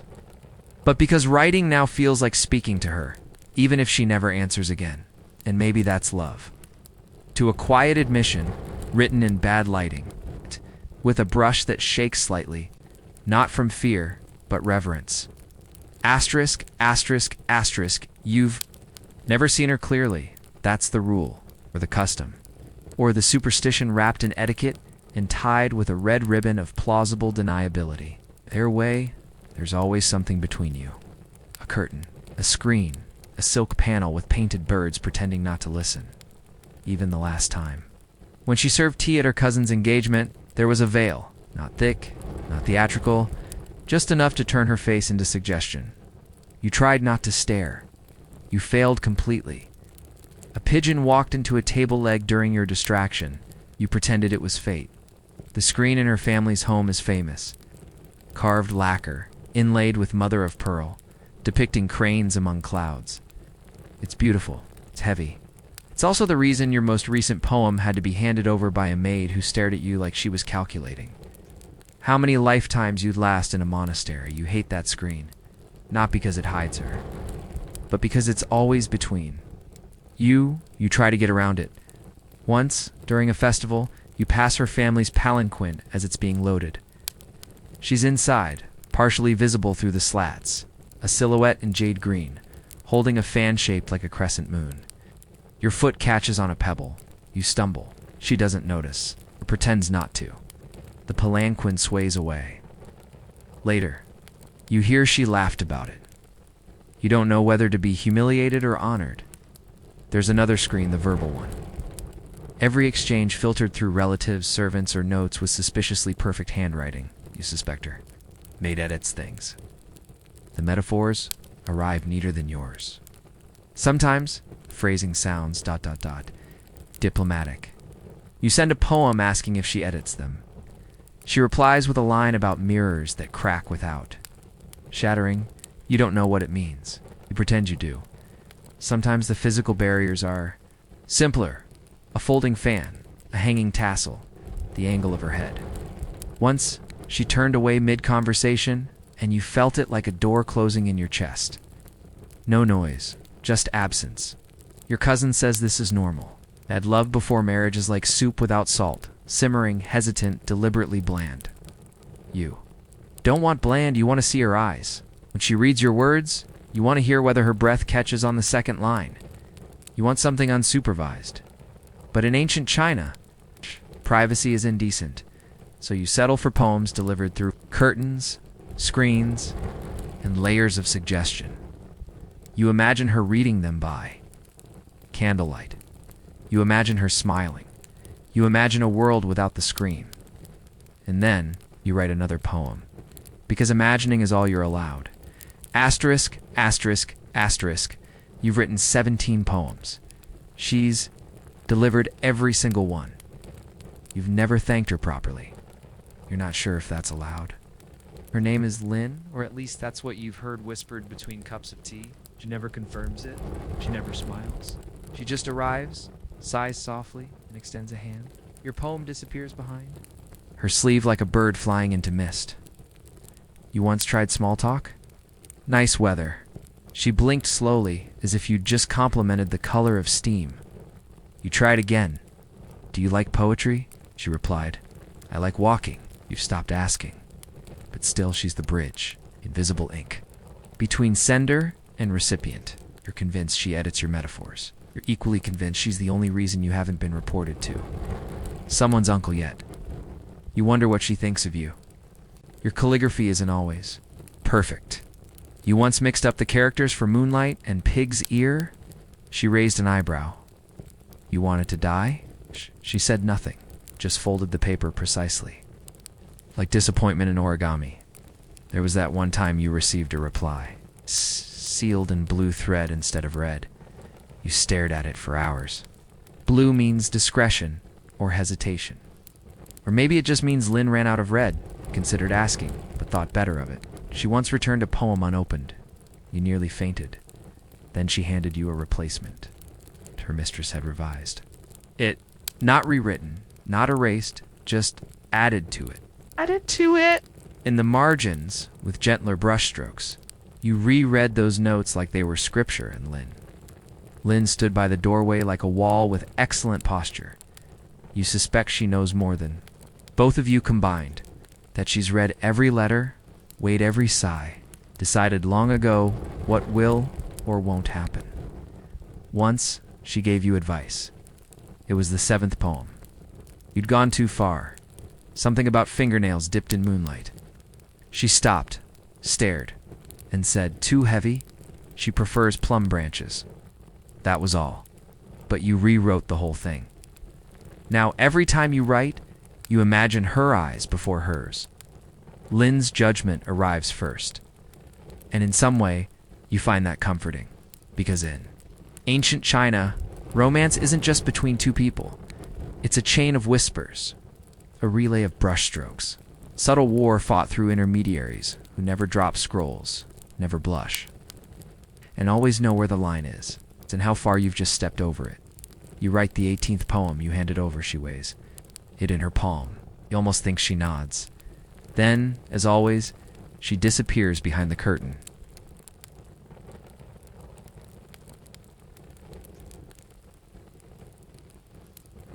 It was raining, not the dramatic kind, just a slow, reluctant drizzle. The sort of weather that turns roads into porridge and thoughts into soup. You stood beneath the eaves of a calligraphy shop, pretending to examine brushes you couldn't afford when she passed. Not close. Not quickly. Just enough her veil was light that day. Gauzy. Practically a whisper. You caught the edge of her profile. A cheekbone carved by patience. Lips unreadable. She didn't look at you. She didn't need to. She stopped. Turned slightly. And said one line. Your line. Not a famous one. Not something borrowed from Tang poetry or ceremonial inscriptions. Yours. Something you wrote months ago. In a letter, in a poem you thought was too obscure, too soft, too unbalanced to ever be remembered, she quoted it casually, like tasting something, again just to be sure it still lingers. You froze. The shopkeeper asked if you were buying anything. You shook your head. Your fingers were numb, not from cold, from realizing you were now a part of her vocabulary. She walked on. Rain fell harder. You stood there longer than necessary. It's long enough for the shopkeeper to sigh. Long enough for the brushes to start, absorbing humidity and judgment. You didn't chase her. You wouldn't dare. But later, it's back home. You rewrote that line. Not because it needed fixing, because now it meant something else, you told yourself. Not to overthink it. Maybe she was just being polite. Maybe Lynn told her to say it. Maybe she says that to everyone who writes her metaphors involving clouds and sorrowful. Radishes still. You know how words feel when they've been rehearsed? How they feel when they arrive from the chest? Warm and unpolished. Hers were the latter. You wrote a new poem that night. No metaphors, no birds. It's just one line. I heard you. You sealed it. You didn't send it. Not everything needs delivery to arrive, because in ancient China, love doesn't always come with proof. Sometimes, It's just one sentence, spoken softly, under rain, that turns a writer into a witness. And for you, that was enough. Asterisk, asterisk, asterisk. It wasn't meant for you. You knew that the moment you untied the ribbon, the knot was too neat, too practiced, the sort of knot tied by someone expecting it to be opened by someone else. Someone not you. But curiosity has. Teeth and yours were already nibbling. It had been tucked behind a stack of practice sheets at the calligraphy hall. You were helping the master clean up after a student. Spilled ink over 3 weeks' worth of failed attempts at writing the character for stillness. Irony, it turns out, is waterproof. The scroll was slim, smelled faintly of rosewater. And ash, unlabeled, you opened it. And there she was. Her handwriting. You'd recognize those. Brushstrokes anywhere thin at the top, trembling at the end like breath caught between words. It was a poem not addressed, not signed. But it might as well have had your name carved into the silence between the lines. It spoke of watching, of waiting, of wondering if a reply never sent still means the question wasn't real. It mentioned shadows and red threads and the sound of paper folding in the dark. You felt exposed, seen, accused. You read it again, this time. You caught the line. He writes beautifully, but I don't think he sees me. Your stomach tightened, like silk being wrung out, drip by drip. You closed the scroll, tied the knot, left it exactly where you found it. The master asked why you looked pale. You said, "I'm allergic to ash." You lied. For days afterward, your poems changed. They became simpler, slower, as if you were now writing to be understood, not admired. As if you were answering something that had never been said out loud, but always lingered in the corners of rooms you hadn't entered yet. You never spoke of the scroll. You never knew if she knew you'd read it. But your next poem, the one you folded too many times and sealed with thread instead of wax, included one quiet line, "I see you now." No reply came. But 1 week later, the plum branch you'd pressed in your very first letter, the one you'd kept all this time between the pages of a dictionary you never used, was gone. Vanished. Just the faint scent of wood and goodbye. And maybe that was a reply to DOT. Because in ancient China, some messages aren't sent to be answered. They're sent so someone will change. And you did. Asterisk, asterisk, asterisk, you weren't supposed to be there. Wrong garden. Wrong path. Right time? Unfortunately, it was late afternoon. And you'd taken the shortcut past the Scholar's Pavilion, the one lined with ornamental rocks shaped like mistakes. You liked that path? Made you feel like nature also struggled with? Symmetry. Then you heard her voice. Soft. Reciting. You froze behind a camellia bush that smelled like dust and privacy. You didn't mean to listen, but you also didn't mean to leave. She was reading a poem, not yours. It wasn't even poetry, really. Just words strung like beads with too much space between them. But her voice made them shimmer. She read slowly, as if tasting each syllable. As if each character might dissolve if she said it too quickly. She laughed once. Not loudly, but enough for you to feel it. In your ribs, in your spine, in your regret. Then a man answered. His voice was unfamiliar, deep, solid, like it had been carved out of practicality. You didn't catch what he said, only that she didn't laugh again. You should have left.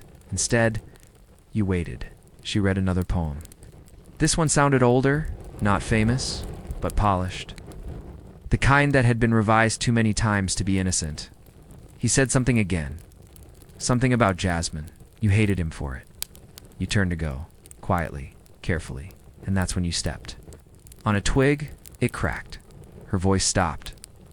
You waited for a call? A question? A reprimand? Nothing came. You fled. At home, you told yourself it was nothing.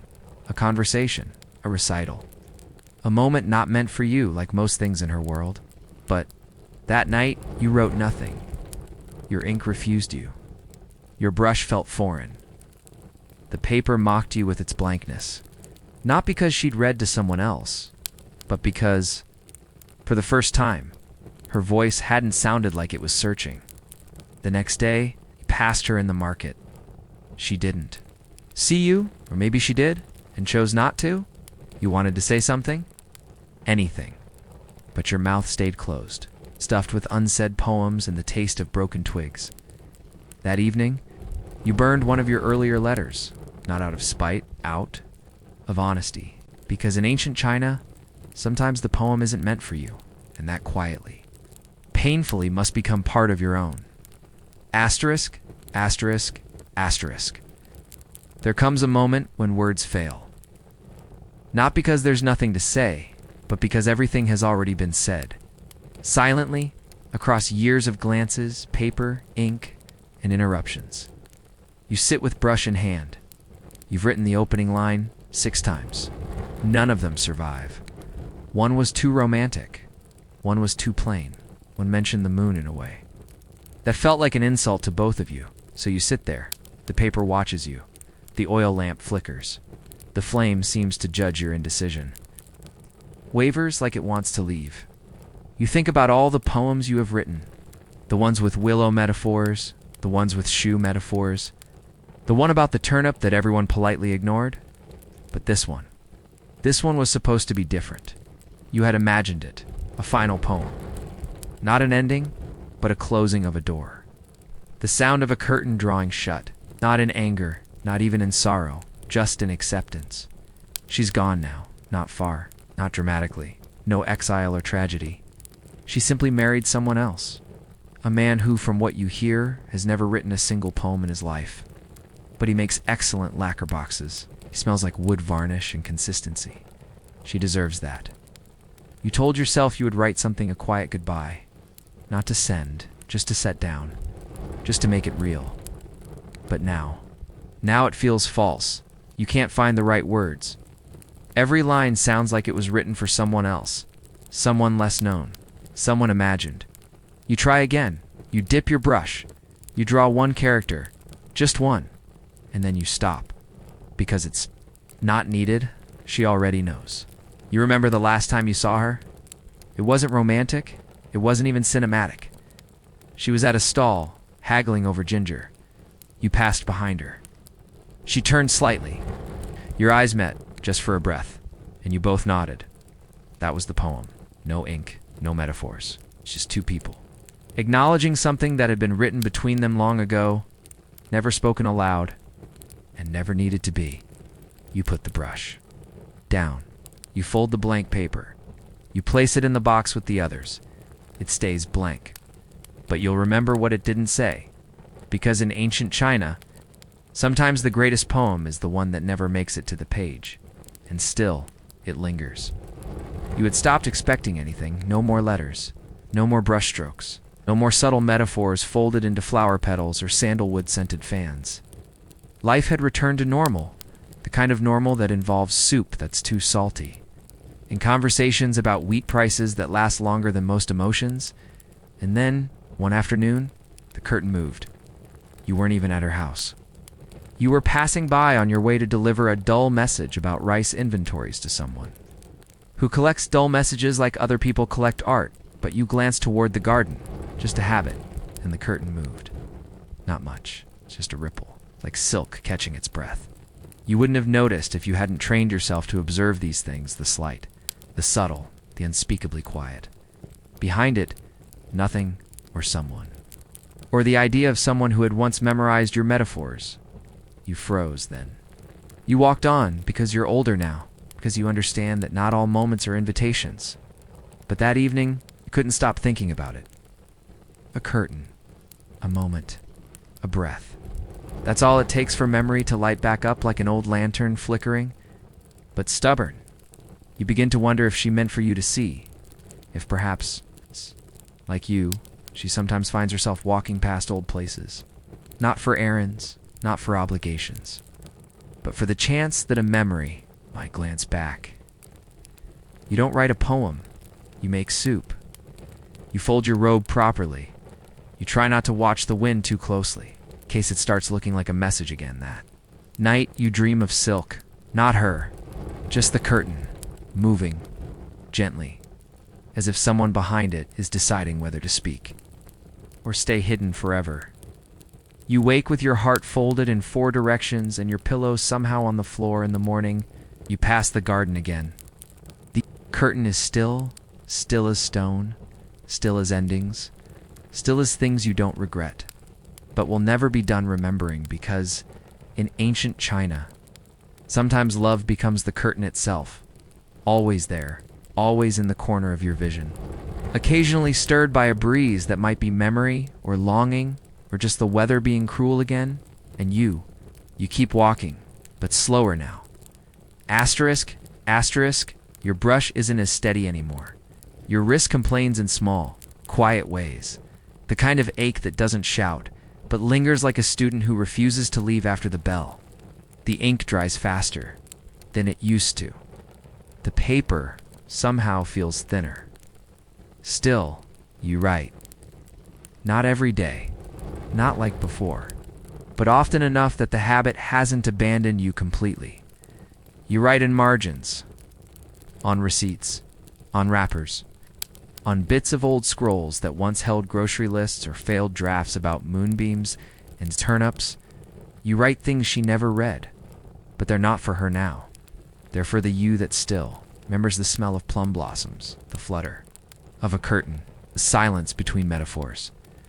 Once you tried to stop, you packed away your brushes, sealed your inkstone, told yourself it was time for more practical pursuits, preserving cabbage, calculating taxes, contemplating retirement in a town with fewer romantic distractions that lasted 3 days. You returned to your desk like a farmer returns to a stubborn field, not because it always bears fruit, but because the act of tending has become the point. Sometimes you reread the old poems. Some make you cringe, some make you proud. One made you cry unexpectedly in the middle of folding laundry. You pressed that one between 2 planks of cedar and haven't touched it since. You've never married people. Stopped asking after a while. Then they started assuming. Now they just nod knowingly when you mention an early heartbreak, which is a polite phrase for a lifelong haunting you eventually learned to drink tea with. She never wrote again. You never sent that final letter. You tell yourself it's for the best. That she has children who misquote poetry and a husband who snores like certainty. And you. You write still. You teach a boy now, a neighbor's son with crooked fingers, and an unusual fondness for metaphors about geese. He's terrible, but eager. You give him your old brush. He asks what you used to write with it. You say a long story. He nods, not understanding, and writes a poem about soup. It's terrible. You keep it anyway. Because in ancient China, love doesn't always arrive, or leave, or resolve. Sometimes it just settles into your bones, into your habits, into the ink that stains your fingers, even when you haven't written anything for. Days you sit. You write one more line. You don't fold it. You don't hide it. You just let it dry. Asterisk, asterisk, asterisk it. Begins, as all noble weddings do, with paperwork, not romance. Not candles. Not starlight reflected in anyone's eyes. Just a document stamped by 5 officials and checked 3 times for character spacing. Your name appears second, smaller than the grooms, and slightly off-center. You're the bride. But this isn't your story. Not really. Your parents made the match. Your aunt approved it. Your grandmother whispered that at least he's not one of the ones who eats with his mouth open. And the matchmaker, with her fan shaped like irony, declared it an excellent fit based on birth time, bloodline, and rice consumption. You said nothing. Not because you agreed, because you weren't asked. The invitation scrolls are elegant. Red ink, its golden tassels, the smell of plum resin.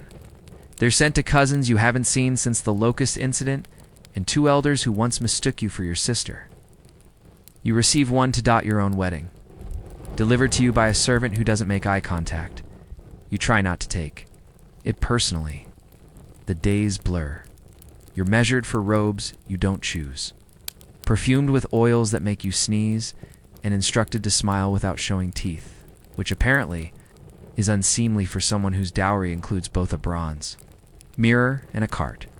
You smile anyway, but slightly crooked, because inside you're folding and unfolding, not like silk. More like a note passed in class, hastily creased, half legible. And never really yours to keep. You ask once, quietly, if you'll meet him before the ceremony. The answer is no. You ask if you can read his poetry. There is none, you ask. If he's kind, the maid hesitates, then offers you tea. You drink it, you're not sure what bitterness tastes like anymore. Everything has been soaked in it for weeks. You try to dream of other things. A different boy, poem left at your window. A branch of plum blossom you weren't supposed to keep. But dreams have rules too. And yours have been confiscated and repainted with auspicious dragons. You attend your own pre-wedding feast like a guest in someone else's fable. The food is excellent. Asterisk it begins, as all noble weddings do, with paperwork. Not romance. Not candles. Not starlight reflected in anyone's eyes, just a document stamped by 5 officials and checked 3 times for character spacing. Your name appears second, smaller than the grooms, and slightly off-center. You're the bride, but this isn't your story. Not really. Your parents made the match, your aunt approved it. Your grandmother whispered that at least he's not.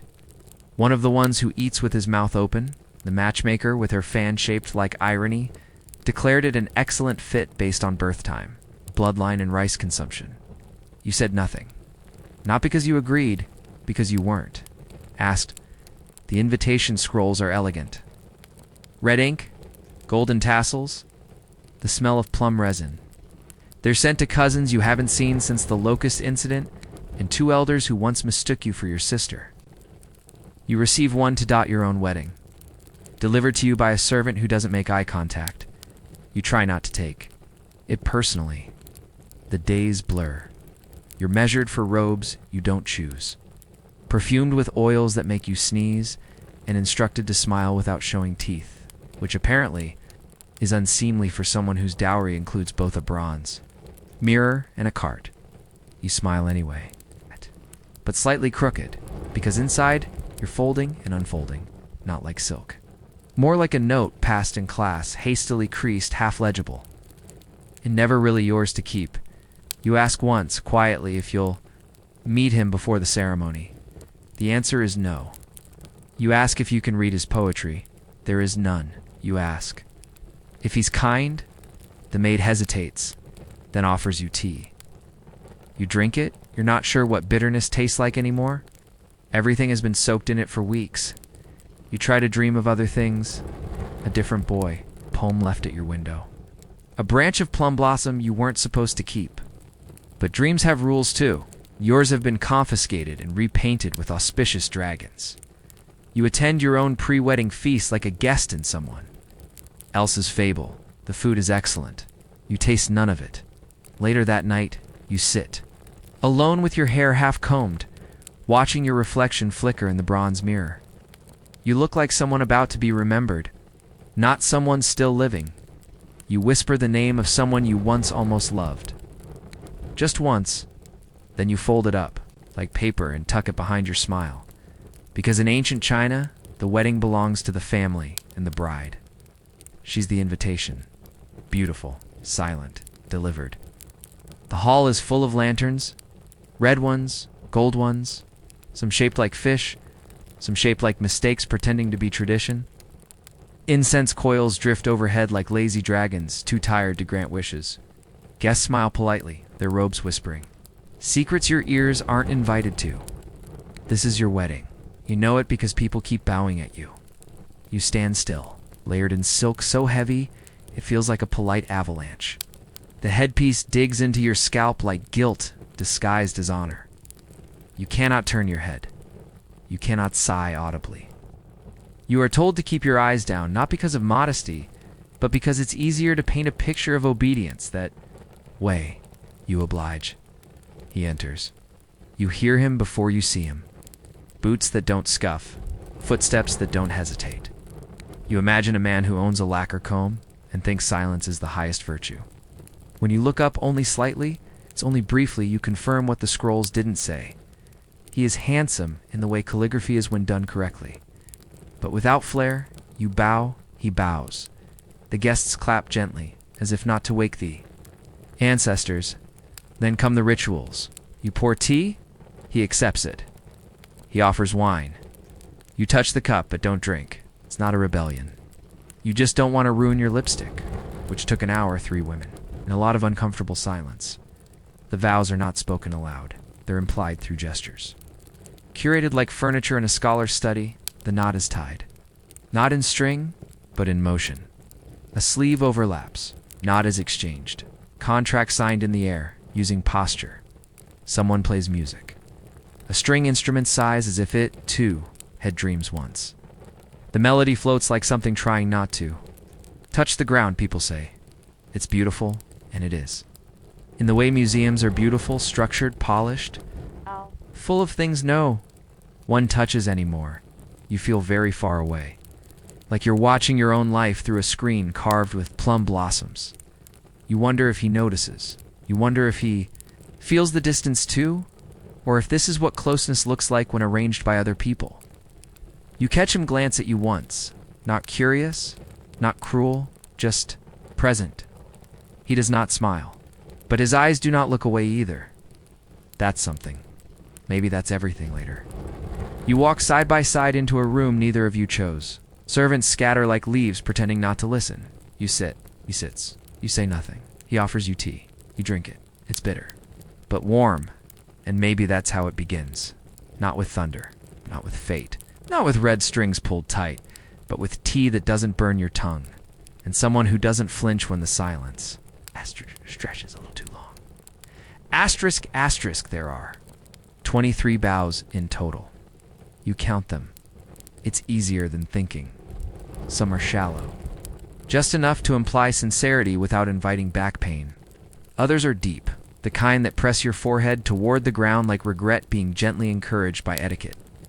Each bow means something to the ancestors, the parents, to the heaven above and the earth below, to each other, to the neighbors, to the witnesses, to the future, to the past, to the idea of union, and to the fact that no one asked you if you believed in it. You bow and bowed and bow. You begin to wonder if the ceremony ends, if you'll just keep nodding your way into middle age. Your knees hurt, but you don't say.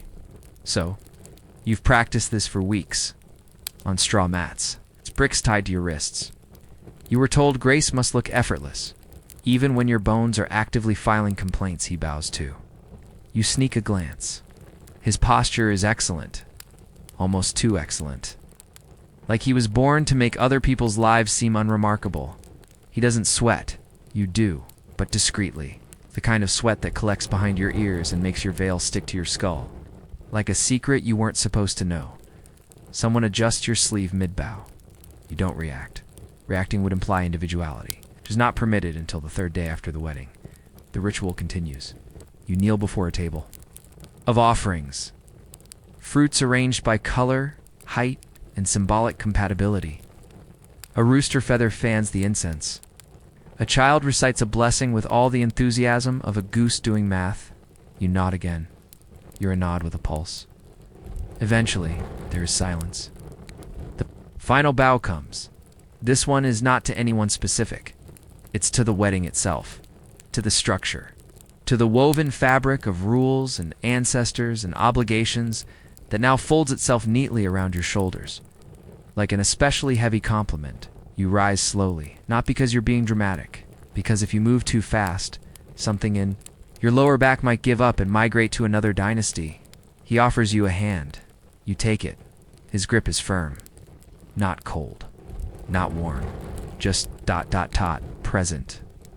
You wonder if this is what they mean when they say harmony, not happiness, not passion, but two people occupying the same sentence without interrupting each other. You are led away together, the crowd murmurs. The incense burns lower. Somewhere someone eats a rice cake and forgets your name already. You don't mind, because in ancient China, weddings are not about the people being married. They're about everyone else being reassured that things are still being done the way they always have. And your job was to bow and disappear gracefully. Asterisk, asterisk, asterisk. They talk about your dowry more than they talk about you. And honestly, your dowry deserves it. It has character 6 trunks, Two with embroidery so fine, it gave your cousin's bride a minor existential crisis. One with spices packed so precisely, it looks like a small aromatic chessboard. And a lacquered mirror so polished that your reflection seems more decisive than you've ever been. There's also a bronze basin, 3 types of tea, and a folding. A screen that once belonged to an aunt who allegedly saw a ghost in it. No one asks if the ghost came too. People arrive to inspect, not you. The dowry women nod solemnly at the silk. Men whisper about the bronze weight. A child pokes a bundle and asks if it's edible. Someone jokes that the tea alone could marry off 2 daughters and an unusually charming goat. You stand to the side, you are the vessel. The dowry is the proof. You try not to take it personally. At one point, your new aunt, you think that's who she is? The introductions were faster than your ability to remember faces. Takes you aside and smiles like a cat who's read your diary. You've done well, she says. The fans are particularly tasteful. You thank her, though you chose none. Of them, you didn't even know you owned fans. You wonder briefly if you're also receiving fans dash and dash law. Later you hear someone say, she seems quiet. But the sandalwood boxes are loud. You're not sure if that's praise, metaphor, or both. Your mother beams as if she personally handcrafted every trunk with her own tears. Your father looks relieved, like a man who just paid off emotional debt with compound interest. And you drift, like one of the silk scarves that got folded too many times. Elegant, functional, it's faintly exhausted. In the evening, after the guests leave and the mirrors have stopped reflecting admiration back at each other, you sit on the edge of the marriage bed and realize something: you've never touched any of it. Not the robes, not the jewelry, not the expensive inkstone that probably cost more than your childhood. It's yours, but not for you. Like the wedding, like the title, like the phrase, fortunate match that keeps getting repeated like a spell meant to ward. Off disappointment, you lie down. The mattress is firmer than expected. The scent of cedar rises faintly around you. Somewhere beneath your pillow is a ledger listing every item you've brought into this house, carefully recorded, lovingly displayed, never quite belonging to you.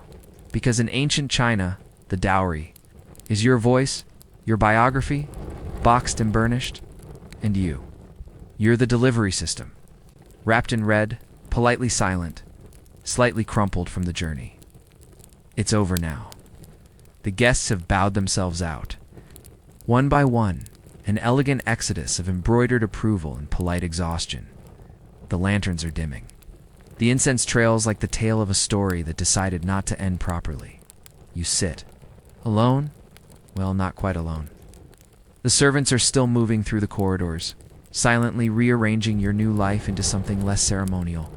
One of them keeps adjusting your wedding robes, as if trying to fix the wrinkles in your destiny by smoothing fabric. You can't even feel anymore. Your headpiece is finally removed. Your skull size you didn't realize. How heavy it was until it left a small gilded crown of headaches and responsibility. You're lighter now, but only in the way a peeled fruit is lighter. Exposed and a little too soft. He hasn't come yet. You've been told this is normal?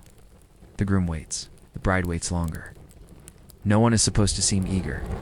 Eagerness implies intention, and intention is far too emotional for a night meant to run like a ritual. So you wait.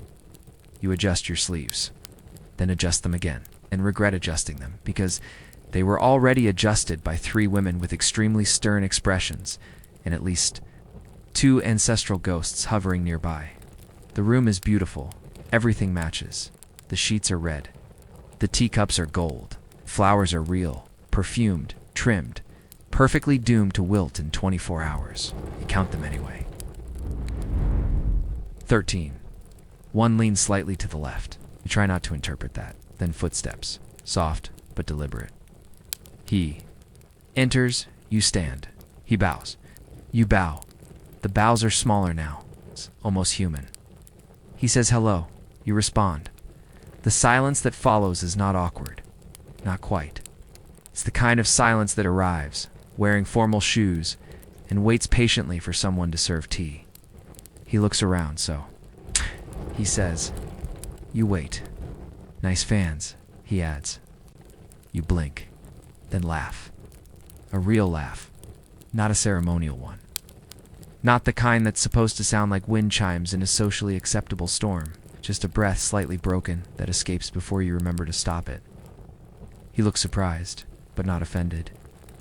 He pours tea you drink. It's warm, slightly sweet. It's unremarkable in the best possible way. He doesn't ask about your poetry. You don't ask about his silence. Instead, facing forward, like two passengers on a very formal boat, unsure of the river, but certain the boat is red and the tea is not poisoned. Outside, the lanterns flicker inside. The room settles, and you realize something. You're still being watched, but not by people. By the weight of it all. By the expectations that still hover in corners like overbearing relatives wearing paper masks. By the history stitched into your collar and the vows that were never spoken, only mend, you exhale.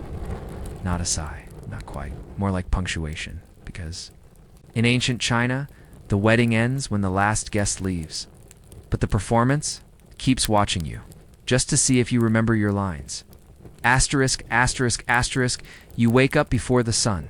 Not because you're rested, you aren't. You slept the way furniture does, upright in spirit, crumpled in posture. The mattress was too firm, the pillows too ceremonial, and your thoughts too chatty to allow peace. But you wake anyway, because that's what brides do. The room is quiet, the kind of quiet that pretends to be peaceful, but is actually just rehearsing. For inspection, the curtains are still drawn. The lanterns have burned down into faint puddles of waxy apology. And the sheets? Still red? You hadn't expected that. You'd imagined someone would come in the night, sweep everything away, and replace it with something more. Daily. Something with beige. But no, it's still celebration colored. It's like the room hasn't figured out that the party's over. He's still sleeping neatly. Like a scholar posing for a portrait of how men sleep when their lives are going according to plan. His hands are folded. His hair hasn't even dared to shift out of place. You look at him, not out of affection, not yet, just curiosity. He looks younger like this. Less like a groom, more like a boy who agreed to something large, and now must live inside it. You wonder if he dreamed anything. You wonder if you did. There's a knock. You both flinch, just slightly. A voice too cheerful for this hour calls out that breakfast is being prepared, and that the household is already waiting to see how radiant. You both look. You do not feel radiant. You feel like someone who survived something ceremonial and is now expected to glow about it. You rise. There is tea already poured. He hands it to you like an offering. Not romantic, not casual. Just a gesture that says, I see you're awake. And I also remember last night happened. You sip. It's warm. Familiar. Like the second page of a book you didn't choose. But now must finish. You. Dress in more red. The second day outfit. Slightly less heavy, slightly more embroidered, as if the additional stitching will trick your spine into forgetting the weight. Your hair is combed, your face repainted. You are made visible again. You step outside the room together. The corridor. Smells like sesame oil and judgment. Relatives are waiting. Some smiling too wide. Some pretending they weren't whispering about you 5 seconds ago. A child stares at your husband like he's a puzzle with the wrong number of pieces. You smile. You sit for the morning rituals. They praise the tea. They admire the way you sit. They comment on how calm he seems. No one asks if you're tired. No. One asks what you whispered into the darkness before you finally slept. You begin to wonder if they think weddings are a kind of performance, one that doesn't end when the curtain falls, but just gets quietly absorbed into the set.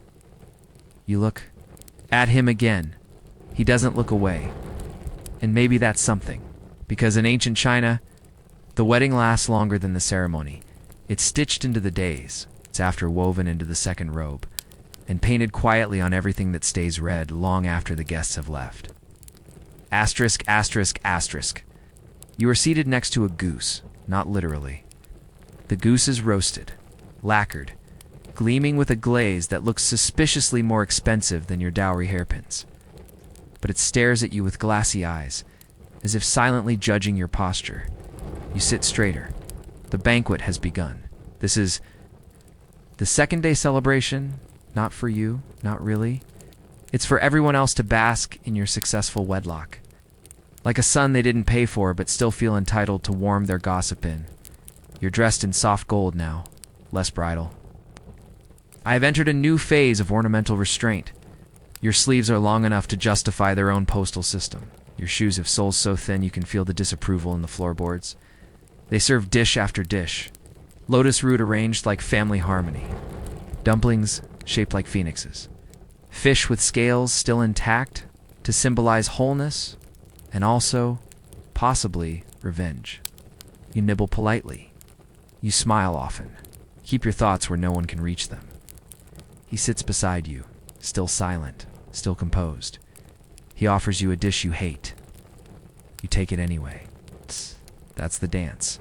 That's the ritual. That's the performance that keeps everyone convinced you are thriving. A cousin toasts you with vinegar wine. You drink, it burns more than expected. An elder recites a poem about cranes and eternal union. You nod, though it sounds more like a weather forecast. The goose continues to stare. You wonder if its spirit is lingering nearby. Offended by your lack of enthusiasm, there is laughter. There are compliments. There are 17 people watching. You for signs of discontent. It's like scholars hunting for punctuation errors in a sacred text. You give them none. You are a masterclass in neutrality. A performance of stillness. It's a monument to subtle compliance. Someone whispers, "She looks so serene." You consider responding with, "I'm actually imagining the goose delivering a speech about arranged marriage." But you just sip your tea. He finally speaks. "You're doing well," he says. You glance at him, not annoyed, not moved, just present. "That's because no one here knows what I'm thinking," you reply. It's not a threat, not a confession. It's just a truth dressed in a polite tone and tucked behind a porcelain smile. He considers this, then says, "Good. And for thee."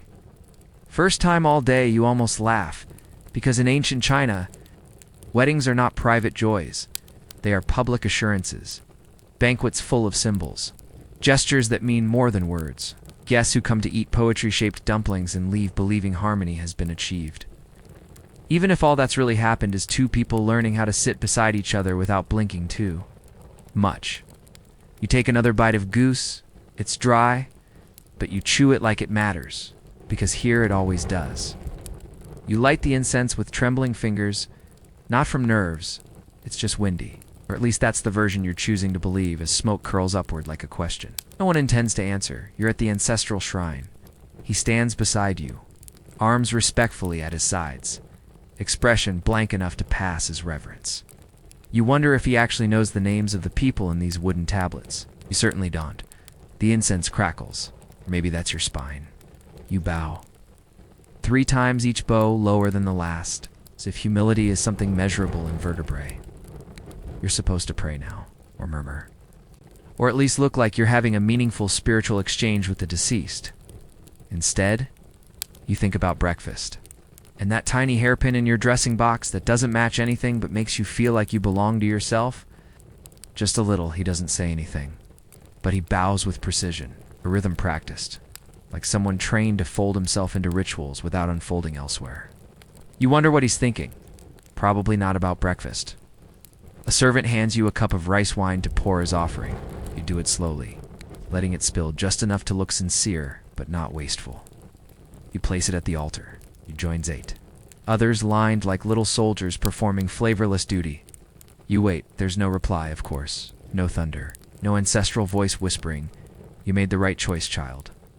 Just the gentle sound of burning and a rooster complaining, somewhere in the distance. The shrine smells like old wood and effort. The names are carved so finely you can't tell if they're blessings or warnings. One tablet tilts slightly as if one great-grandfather has opinions and would like a private word with you. You bow again, just in case. He glances sideways. You meet his eyes briefly. Then you both look away. Outside the household, BSTLAs. Inside, the shrine listens. Or doesn't. You sit for a while in stillness. He offers you another incense stick wordlessly.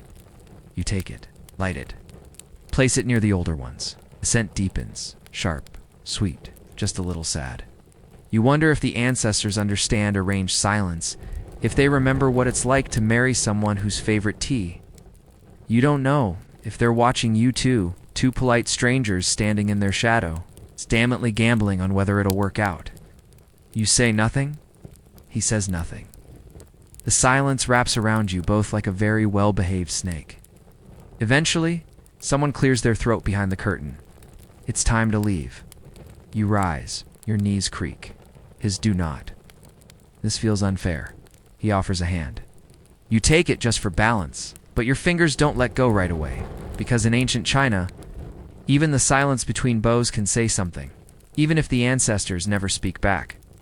Asterisk, asterisk, asterisk. They bring out the ledger after lunch.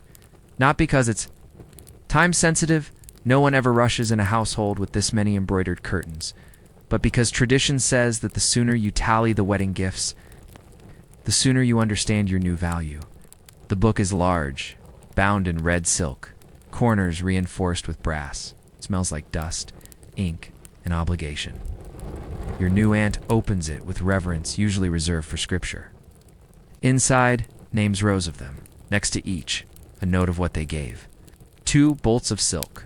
A calligraphy scroll, 5 geese. Yes, actual geese. You hope the geese were. Sent separately. You are handed a brush. You're supposed to write thank you notes. Not from the heart, from the hand. The phrases are pre-written. You copy them with grace. Your generous gift warms our humble home. May your kindness be returned tenfold in fortune. The lacquerware tray is both beautiful and practical. You don't even remember the tray. He sits beside you. He's faster than you expected. Neat handwriting, sharp brush control. He pauses only once at a name with no listed gift. He blinks, then writes, "Presence alone is blessing enough." A glance sideways. That was almost poetic. You say nothing. You reach the 5th page. Someone has sent you 2 vases that look identical, except one is slightly more smug. Another guest has gifted you tea leaves wrapped in a poem. You hope the poem wasn't original. It rhymed love with dove and above, which feels suspiciously modern. You nod politely anyway, your wrist cramps, your ankle is asleep. Your soul is briefly on holiday, but you keep going.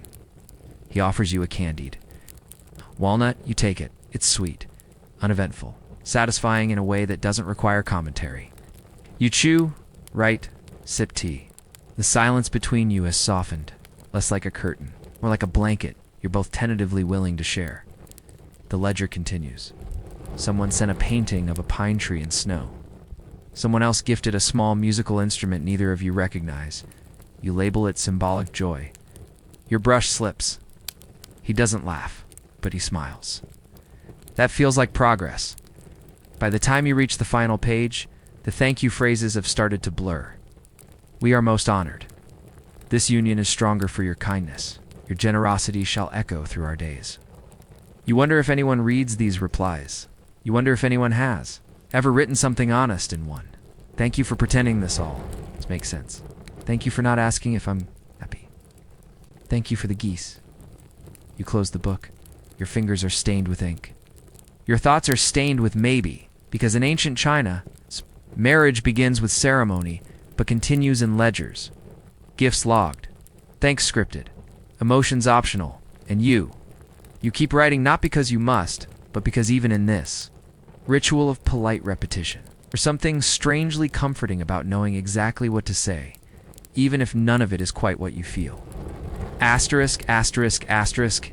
It's evening now. The 3rd one since the wedding, though time has lost its usual texture. Everything feels like it's been wrapped in silk, smooth, repetitive, and mildly suffocating. You're back in the marital room. The lanterns glow faintly. The red drapes have been replaced with softer tones. Peach, pale gold, a bit of indigo along the seams. As if someone finally whispered to the room that life continues after weddings, you sit by the window outside. Courtyard is quiet. A servant sweeps slowly, like they're cleaning the memory of guests rather than actual dust. The plum tree hasn't bloomed yet. You wait anyway? He sits across from you. No one told you what to do after the rituals are done. There's no scroll titled Days for Through Infinity, no Boeing schedule, no scripted gestures. Just two people and the quiet realization that they now share a future no one has. Rehearsed, you sip tea, he does too. It's not a ceremony anymore. It's just evening. He clears his throat. I don't know what kind of husband you expected, he says gently. You blink. This is already the most unexpected part of the marriage. You think for a moment? I didn't expect one, you reply. He nods, accepts that, doesn't try to fix it. There's a long silence. Then do you want to walk? You consider. It's a small thing, not a declaration, not a love poem, not even an apology for the unchosen architecture of your shared life. But it's movement, so you stand. The corridor is cooler now. The walls feel less like they're listening. You walk side by side, without touching. It's a quiet rhythm, the soft hush of cloth, the near inaudible scuff of steps, the distant echo of lives still deciding whether they've begun. You reach the back garden. No one's there. A breeze moves through the bamboo, gently argumentative. A stone path leads nowhere in particular. You stop walking. He turns slightly.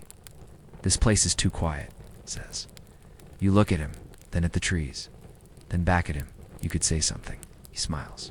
So could you? And for once, you both laugh. Not politely, not performative lie, just because the curtain has fallen, but neither of you left the stage, because in ancient China, weddings end, but marriage begins in the unscripted silence that follows, in shared steps, in awkward honesty, in cups of tea that no longer taste like obligation. And you're still learning your lines, but at least now, someone else is learning them with you. Asterisk, asterisk, asterisk. And so, your wedding ends not with fireworks, but with footsteps echoing in a quiet corridor. The incense has faded, the guests are gone, and the teacups still warm or waiting to be washed. You won't remember every bow, but you'll remember the weight of silence and the small, steady shift when two people begin to speak, not with words, but with presence. Thank you for staying with us through this gentle journey. If you're still awake, you're stronger than most. And if you're drifting now, it's just right. And now, as you lie there, you know the loop will wait once more for you.